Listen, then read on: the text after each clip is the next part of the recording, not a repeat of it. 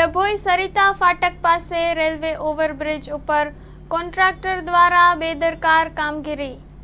Road ઉપર ખાડા પડી જવાથી વારંવાર વાહનો ફસાઈ જતા હોય તેમજ ચોમાસાની ઋતુ નજીક આવતી હોય બ્રિજ ઉપર ખાડા પૂરવા વાહન ચાલકોની માંગ ઉઠવા પામી છે।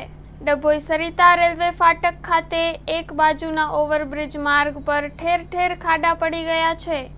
ટૂંક સમયમાં ચોમાસું શરૂ થતાં તે પહેલા માર્ગ પર રોડ પરથી પસાર થતા વાહન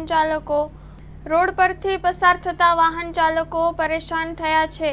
ત્યારે કોન્ટ્રાક્ટર દ્વારા બેદરકારી રાખવામાં આવતી હોય છેલ્લા ઘણા સમયથી રોડ ઉપર મોટા ખાડા પડી ગયા છે અને વારંવાર વાહનો ફસાઈ જતા તેના કારણે નાના મોટા વાહનોના અકસ્માત પણ બનતા હોવાનું જાણવા મળે છે।